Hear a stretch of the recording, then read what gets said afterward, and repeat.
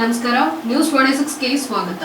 ಕಳಪೆ ಬಿತ್ತನೆ ಬೀಜ ವಿತರಣೆಯಿಂದಾಗಿ ನಿರೀಕ್ಷಿತ ಮಟ್ಟದಲ್ಲಿ ಬೆಳೆ ಬಾರದಿದ್ದಕ್ಕೆ ರೈತ ಕಂಗಾಲು. ಯಳಂದೂರು ತಾಲೂಕಿನ ಹೊಸೂರು ಗ್ರಾಮದಲ್ಲಿ ವಿನ್ ಸೀಡ್ಸ್ ಖಾಸಗಿ ಕಂಪನಿ ಕಳಪೆ ಬಿತ್ತನೆ ಬೀಜ ವಿತರಣೆಯಿಂದಾಗಿ ನಿರೀಕ್ಷಿತ ಮಟ್ಟದ ಬೆಳೆ ಬಾರದಿದ್ದಕ್ಕೆ ರೈತರಿಗೆ ಭಾರಿ ನಷ್ಟ ಉಂಟಾಗಿರುವ ಘಟನೆ ನಡೆದಿದೆ. ಹೊನ್ನೂರು ಗ್ರಾಮದ HV ಪ್ರಕಾಶ್, ರಾಜಮ್ಮ ಸೇರಿದಂತೆ 4.30 ಎಕರೆ ಪ್ರದೇಶವನ್ನ ಹೊನ್ನೂರು ಗ್ರಾಮದ HC ಸೋಮಣ್ಣ ಎಂಬುವವರು ಉಸ್ತುವಾರಿ ವಹಿಸಿಕೊಂಡು ವಿನ್ ಸೀಡ್ಸ್ ಖಾಸಗಿ ಕಂಪನಿ ವತಿಯಿಂದ ಮಂಗಳೂರು ಸೌತೆಕಾಯಿ MC ಬಿತ್ತನೆ ಬೀಜವನ್ನ ಖರೀದಿಸಿದ್ದು, ಜಮೀನಿನಲ್ಲಿ ಸಸಿ ಮಾಡಿ ಸುಮಾರು 25,000 ಸಸಿಗಳನ್ನ ಹಾಕಿ 5 ಲಕ್ಷ ರುಗಳನ್ನ ಖರ್ಚು ಮಾಡಿ ಬೆಳೆ ಬೆಳೆದು ನಿರೀಕ್ಷಿತ ಮಟ್ಟದಲ್ಲಿ ಬೆಳೆ ಬಾರದೆ ಬೆಳೆಯಲ್ಲಿ ಅನೇಕ ರೀತಿಯ ಸಣ್ಣ ಸಣ್ಣ ಕಾಯಿ ಮತ್ತು ಹುಳುಕು ಇರುವುದರಿಂದ ಮಂಗಳೂರು ಸೌತೆಕಾಯಿಯನ್ನ ಖರೀದಿಸಲು ಯಾರೂ ಬಾರದ ಕಾರಣ ರೈತ ಮನನೊಂದಿದ್ದು, ಈ ಬಗ್ಗೆ ಖಾಸಗಿ ಬಿತ್ತನೆ ಬೀಜ ವಿತರಣೆ ಮಾಡಿದ ಏಜೆನ್ಸಿ ಹಾಗೂ ಕಂಪನಿಗಳಿಗೆ ದೂರು ನೀಡಿದ್ರು ಯಾವುದೇ ಕ್ರಮ ಕೈಗೊಳ್ಳದೇ ಇರುವುದರಿಂದ ಬಿತ್ತನೆ ಮಾರಾಟ ಮಾಡಿದ ಮಾರಾಟಗಾರರನ್ನ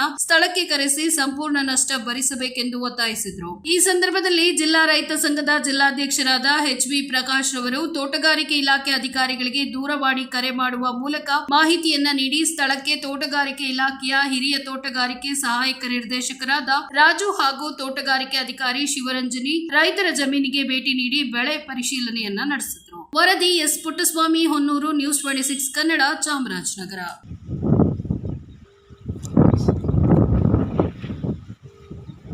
ಕಡೆ ಪ್ರಕಾಶ್ ಸಾಹೇಬ್ರಿಗೂ ಒಂದು ಕೊಡಿ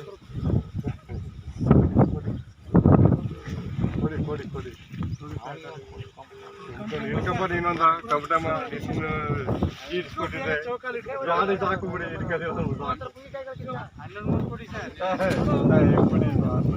ಎಲ್ಲ ಇದಕ್ಕೆಲ್ಲ ವೈಟ್ ಅಂತ ತಗೊಳ್ಳೋದು ಸೋಮಣ್ಣ ಇವ್ರಿಗೊಂದು ಕೊಡಿ ಕೊಟ್ಟರೆ ತಗೊಳ್ಳೋದು.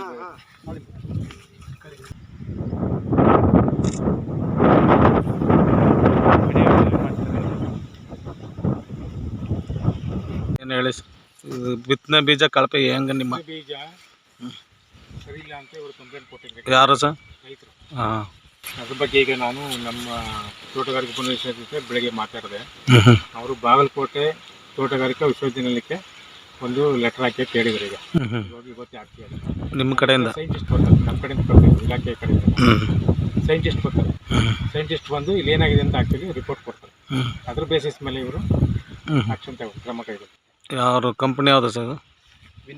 ವಿನ್ ಸೀಡ್ಸ್ ಅಂತ ಎಲ್ಲಿದೆ ಸರ್ ಕಂಪ್ನಿ? ಹೈದರಾಬಾದ್ ಕಂಪ್ನಿ ಇದೆ. ಇದರಿಂದ ಇವರು ಮೈಸೂರಿಗೆ ಡಿಸ್ಟ್ರಿಬ್ಯೂಟರ್ಗೆ ಸೀಡ್ಸ್ ಕೊಟ್ಟಿದ್ದಾರೆ. ಸೀಡ್ಸ್ ತಂದು ಇವರು ನರ್ಸರಿ ಬೆಳೆದ ಇವರು ಸೀಡಿಂಗ್ ಸೇಲ್ಗೆ ಕೊಟ್ಟಿದ್ದಾರೆ ಅವರು. ಇದು ನಿಮ್ಮ ಅಭಿಪ್ರಾಯ ಏನು ಸರ್? ಕಳಪೆ ಆಗಿದ್ದೆ ಅಥವಾ ಏನು? ನಿಮ್ಮ ತಕ್ಷಣ ಮಾಹಿತಿ. ಇದು 4.5 ಎಕರೆನ ಬರ್ತದೆ. 4.5 ಎಕರೆನ 3 ಸರ್ವೆ ನಂಬರ್. ಇದು ಹೆಚ್ಚು ಕಡಿಮೆ 4.5 ಎಕರೆ ಬರ್ತದೆ. ತಪ್ಪಿಪ್ಪಾಗೋದು 25 ಗುಂಟೆ ಬರ್ತದೆ ಸರ್. ಇದು 1 ಎಕರೆಗೆ ಸಿಕ್ಕಾಬಟ್ಟೆ ಅಂದರೆ 1 ಲಕ್ಷ ರೂಪಾಯಿ ಖರ್ಚಾಗುತ್ತೆ. ಎಲ್ಲರಿಂದ ಮಾಡಿದ್ರೆ 1 ಲಕ್ಷ ರೂಪಾಯಿ ನಮ್ಮದು ಬಿಟ್ಟು ಎಕರೆಗೆ 1 ಲಕ್ಷ ಆಗುತ್ತೆ. ಹಾಗಾಗಿ ಒಂದು 4.25 5 ಲಕ್ಷ ರೂಪಾಯಿ ಆಗುತ್ತೆ. ನಮ್ಮ ಸಮಯ ಎಲ್ಲ ಇನ್ನೂ ಜಾಸ್ತಿ ಆಯ್ತದೆ ಖರ್ಚೆ. ಹಾಗಾಗಿ ಇವರು ಇದು ಸೀಡ್ಸ್ ಪ್ರಾಬ್ಲಮ್. ಈ ಟೈಮಲ್ಲಿ MC ಎಲ್ಲ ಕಡೆಯೂ ಚೆನ್ನಾಗಿ ಬರ್ತದೆ, ಮಣ್ಣು ಚೆನ್ನಾಗಿದೆ, ಎಲ್ಲ ವೈಜ್ಞಾನಿಕವಾಗಿ ಎಲ್ಲನೂ ಕರೆಕ್ಟಾಗಿ ಮಾಡಿದೆ. ಹಾಗಾಗಿ ಇವರು ಸೀಡ್ಸ್ ಕೊಟ್ಟಿಂದ ನಮಗೆ ಸೀಡ್ಸಲ್ಲಿ ಮೂಲ ಈಗ ಗೊತ್ತಾಗಿದೆ. ಅವರು 4 ಥರ ಇದೆ. ಇದು ಒಂದು ಥರ ಇದ್ದರೆ, ಒಂದು ಥರ ಫೇಲ್ ಆಗಿದ್ರೆ ನಮಗೆ ಒಂದೇ ಥರ ಕಾಯಿ ಬಂದು ಫೇಲ್ ಆಗಿರೋದು ನಮ್ಮ ತಪ್ಪೋದು. ಇದು 4ರಿಂದ 5 ಥರ ವೆರೈಟಿ ಇದೆ. ಇದು ಒಂದೇ ಬೀಜ 4 ವೆರೈಟಿ ಅಂದರೆ ಇವರು ಬೀಜದಲ್ಲೇ ಎಲ್ಲೋ ಮೋಸ ಮಾಡಿ ನಮಗೆ ಬೀಜ ಕೊಟ್ಟಿದ್ದಾರೆ. ನಮ್ಮ ಪೈರು ಬಂದಿದೆ. ಹೀಗಾಗಿ ಇವರು ಎಲ್ಲೋ ಕೂತ್ಕೊಂಡು ಇರೋ ದೊಡ್ಡ ದೊಡ್ಡ ಕಂಪ್ನಿಗಳು ಲಾಭ ಇಲ್ಲೇ ಮಾಡಲ್ಲ. ಇವರು ಈಗ ರೈತನ ಬದುಕು, ನಮ್ಮ ಬದುಕು ಇವತ್ತು 4 ಲಕ್ಷದಿಂದ 5 ಲಕ್ಷ ಖರ್ಚು ಮಾಡಿ ನಾವು ನ್ಯಾಣ ಹಾಕೊಳ್ಳೋತ್ತಾಗಿದೆ. ಆತ್ಮಹತ್ಯೆ ಮಾಡ್ಕೊಳ್ಳೋ ಟೈಮ್. ಯಾಕಂದರೆ 4-5 ಲಕ್ಷ ರೂಪಾಯಿ 2 ತಿಂಗಳು ಖರ್ಚು ಮಾಡಾಗಿದೆ. ಹೀಗಾಗಿ 3 ದಿನದಿಂದ ಕಂಪ್ಲೇಂಟ್ ಆಗ್ತಾಯಿದೆ. ಇನ್ನೂ ಅವನು ಸ್ಥಳಕ್ಕೆ ಬಂದಿಲ್ಲ. ಯಾರೋ ಒಬ್ಬರನ್ನ ಕಳಿಸ್ಬಿಟ್ಟು, ಎಂಪ್ಲಾಯ್ನ ಕಳಿಸ್ಬಿಟ್ಟು ಇನ್ನೂ ಆಟ ಆಡ್ತಾರೆ. 2 ದಿನ ಬೇಕು, 3 ದಿನ ಬೇಕು ಅಂತಿದ್ರೆ. ಈಗಾಗಲೇ ನಾವು ADH ಅವರಿಗೆ ಇದೆಲ್ಲ ಮಾಹಿತಿ ಕೊಟ್ಟಿದ್ದೀವಿ. ಇದಾದಮೇಲೆ ನಾವು ರಿಪೋರ್ಟ್ ಬರ್ತಾರೆ. ನಾವು ಕನ್ಸ್ಯೂಮರ್ ಕೋರ್ಟ್ಗೂ ಹೋಗ್ತಾ ಇದ್ದೀವಿ. ನಿಮ್ಮ ಮುಖಾಂತರ ಇಂಥ ಕಂಪ್ನಿಗಳನ್ನ ರೈತರು ಯಾವುದೇ ಕಾರಣಕ್ಕೂ ರಾಜಿ ಇಲ್ಲ. ನಮಗೇನು ನಷ್ಟ ಆಗಿದೆ ಮತ್ತು ಲಾಭ ಏನು ಅದನ್ನು ಅವನು ಬರ್ಸ್ಕೊಡ್ಬೇಕು. ನಾವು ಕೋರ್ಟ್ಗೆ ಹೋಗ್ತಾ ಇದ್ದೀವಿ, ಕನ್ಸ್ಯೂಮರ್ ಕೋರ್ಟ್ಗೆ ಹೋಗ್ತಾ ಇದ್ದೀವಿ. ಕನ್ಸ್ಯೂಮರ್ ಕೋರ್ಟ್ಗಿಂತವನ್ನೆಲ್ಲ ಎಳಿಬೇಕು. ಈಗ ನಮ್ಮ ಜೀವನ ನಾವು ನ್ಯಾಣ ಹಾಕೊಳ್ಳೋದು. ಇವತ್ತು ಎಲ್ಲ ಆಳುಗಳು ಕಾಳಿಗೆಲ್ಲ ಕೊಟ್ಟು ಇಂಥ ಟೈಮಲ್ಲಿ ಇವತ್ತು ನಾವು ಸಹಾಯ ಟೈಮ್ ಆಗಿದೆ. ಇಷ್ಟೆಲ್ಲ ಲಕ್ಷಾಂತರ ರೂಪಾಯಿ ಸಾಲ ಮಾಡಿದ್ದೀವಿ. ಸಾಲ ಮಾಡಿ ತಂದು ಭೂಮಿಗೆ ಹಾಕಿದ್ದೀವಿ. ಹೀಗಾಗಿ ಇಂಥ ಕಂಪ್ನಿಗಳನ್ನ ರೈತರು ಎಚ್ಚೆತ್ಕೋಬೇಕು. ಜೊತೆಗೆ ಇವರಿಗೆ ಶಿಕ್ಷೆಗಳು ಸಹ ಆಗಬೇಕು. ಸುಮ್ಮನೆ ದುಡ್ಡು ಕೊಡ್ಬಿಡೋದು ಅದಲ್ಲ. ಇವ್ರಿಗೆ ನಾನೇ ಸಹಾಯ, ಇವ್ರಿಗೆ ಅಂಥ ಸಹಾಯ ಅಂತ ಶಿಕ್ಷೆಗಳನ್ನು ಸರ್ಕಾರ ನೇಣುಗಂಬ. ಈಗ ಸೀಡ್ಸು ಇವತ್ತು ಎಲ್ಲರೂ ಸೀಡ್ಸ್ ಹೋಗ್ಬಿಟ್ಟಿದೆ. ಆ ಕಂಪ್ನಿಗಳು ಮಾನ್ಸಂಟು ದೊಡ್ಡ ದೊಡ್ಡ MNC ಕಂಪ್ನಿಗಳೆಲ್ಲ ಇವರಿದ್ದಾರೆ. ಸಿಕ್ಕಾಪಟ್ಟೆ ದುಡ್ಡು ಖರ್ಚು ಮಾಡ್ತಾರೆ. ಬೆಳೆಯೋನಿಗೆ ಏನೂ ಇಲ್ಲ, ಬೆಳೆ ಸಾಯೋದೆಯೇ. ಅವರು ಸೂಟು ಬೂಟ್ಗಳು ಅವ್ರ ಕಂಪ್ನಿಗಳು ಸಿಕ್ಕಾಪಟ್ಟೆ ಲಾಭ ಮಾಡಿ ಇವತ್ತು ರೈತರಿಗೆ ತೊಂದರೆ ಕೊಡ್ತಿದ್ದಾರೆ. ಯಾರೋ ಒಂದು 10 ಪ್ಯಾಕೆಟಲ್ಲಿ ಒಂದು 2 ಪ್ಯಾಕೆಟ್ ಸೇರಿಸೋದು, ಒಂದು 10 ಜನ ರೈತರಿಗೆ ಒಬ್ಬ ರೈತನಿಗೆ ಸೇರಿಸೋದು, ಇವರು ರೂಢಿ ಆಗ್ಬಿಟ್ಟಾರೆ.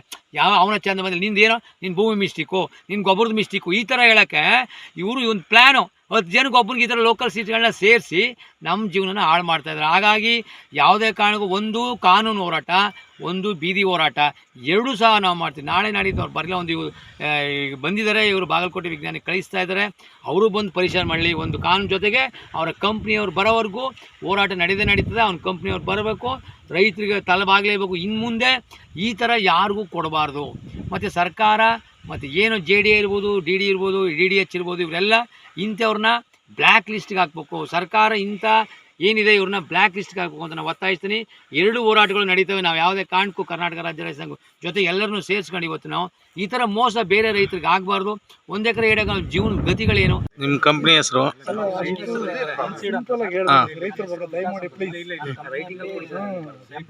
ಬಿತ್ತನೆ ಕೊಟ್ಟಿದ್ದಾರೆ.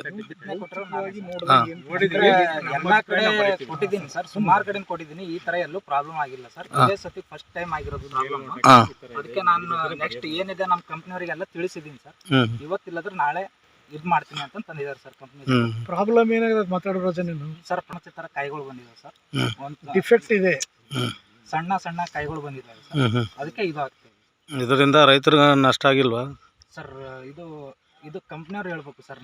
ನಾನು ಇದು ಮಾಡ್ಕೊಡಕ್ಕೆ ಇದಾಗಲ್ಲ. ನಿಮ್ಮ ಕಂಪ್ನಿಯವ್ರು ನೀವು ಮಾಹಿತಿ ಕೊಡ್ತಿದ್ರಿ ಸರ್? ನಾನು ಕಂಪ್ನಿಯವ್ರಿಗೆ ಆಲ್ರೆಡಿ ತಿಳಿಸಿದ್ದೀನಿ ಸರ್, ತಿಳಿಸಿದ್ದೀನಿ. ಅವ್ರು ಎಲ್ಲ ಇದು ಮಾಡ್ಬೇಕು ಸರ್. ಸರ್, ಇದಾಗಿತ್ತು ಲೇಟೆಸ್ಟ್ ಅಪ್ಡೇಟ್ಸ್. ಇನ್ನಷ್ಟು ಸುದ್ದಿಗಾಗಿ ನೋಡ್ತಾ ಇರಿ News 26 ಕನ್ನಡ. ನಾವು ನಿಮ್ಮೊಂದಿಗೆ.